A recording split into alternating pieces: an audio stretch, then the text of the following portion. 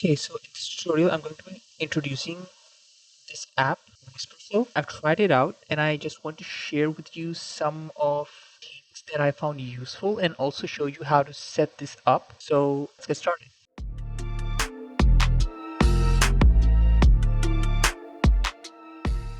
You can just go here, and because I'm on Windows, I can just download this for Windows. But This is also available for all of these other things as well, like Mac, Windows, iPhone, Android. So this can be used on whatever device you have. So just download it. As you can see, it is setting everything up.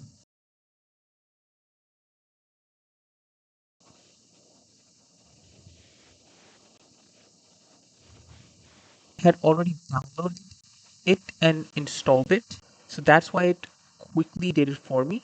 Otherwise, you yourself have to go step by step and follow along the kind of step by step process, which isn't difficult, it's just the basic stuff.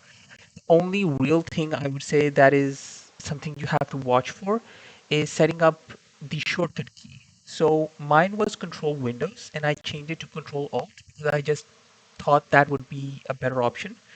But you could keep it the way it is. It also asks you to log in. So you can log in and set it up there as well. And it's really simple to use. also I wanted to mention It does give you a trial version to try this app, after which you will have to actually buy to use it more. So in product, I'll just go to pricing. Okay. It looks like they have a 14-day free trial, as you can see. And the free version even gives you 2000 words. Okay. And right now they have, it seems, because they, I think, recently launched the Android version of this, but this will change in the future, depending on whenever you're watching this video. But I just want to show you this. Okay, so the normal rate is $12, which I think is fine per user per month. Okay, and this is on the annual plan. If you go for monthly, it's 15, which is still fair. Okay, but you will get unlimited for every single app. So after you have installed Wispr Flow, this is what you need to do. You need to log into your Wispr Flow, and it does tell you to set certain things up. So just follow along and set everything up. Okay, it's nothing complicated, but this is what you get after you have set everything up. Okay, so now I just want to go over everything one by one. So in the settings is the general. Okay, so the shortcut is something that you can again set up. By default, I believe it is Control plus Windows key, or if it's on Mac, then it's probably something else. But I changed it to Control Alt for me, and then you can set up the microphone, and then any languages you want to add, and you can add your own languages as well, depending on whatever language you speak. But I'm just gonna keep it on English.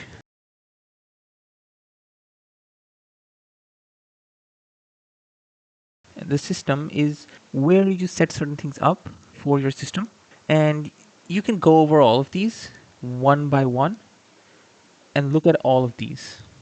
But this is the one I actually wanted to show you. So turn this on.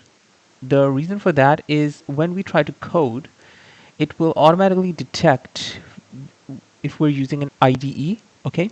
And then it'll pick up on certain things better. And also turn this one on as well. These are actually all experimental, so I wouldn't really use these. So now that we're done with that, let me show you a few of these options that are here. Let me explain those first. So dictionary, by the way, is where you would keep certain things. Like if you have certain names that are not easily recognizable for the AI, you would specify those. So it would take into account all of those things and figure out when you want to use a certain word or spell it in a certain way. For example, this is spider, okay? But Spider is spelled Spider, but this one is because it's a name, then it's Spyder. So you could add something like that. And to add one, you can just click this, and then you can even tell it to correct misspellings. Okay? So it would, for example, this one, if you say BTW, it would automatically change that to by the way. Okay? So this is how that works. Or you can specify a specific word that might be spelled in a certain way. So that's how you would set that up. For example, if I say MERN, it should say something like this: MongoDB, Express, React, and Node. And I'll add this, and we'll try this out later. But the next one is snippets.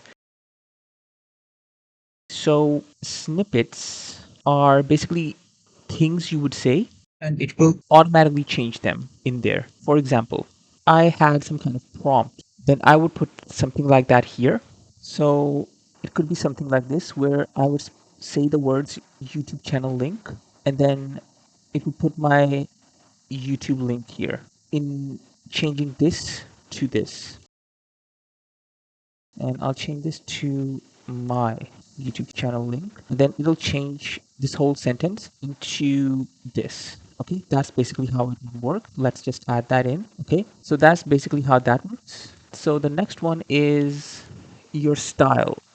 So I haven't really tried this one, but my understanding of this one is that maybe if you have a certain way of speaking, then you can basically tell it to copy that style. And you can see there are different options for email, work messages, personal messages. If you write an email in a certain way, then you can probably tell it to change the tone of the email into what you would usually write it as by giving it some kind of example email or something like that. That's my understanding of this. Next one is transform.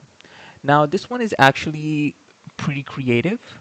The reason why I say that is you can create your own too, but these two are mostly what you usually will create.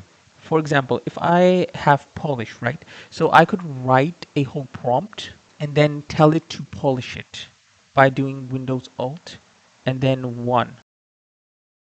So this is a shortcut for this. And you can also change the shortcut, but this is how the text would be transformed, and you can toggle these on and off, and you can tell it how to polish the prompt as well.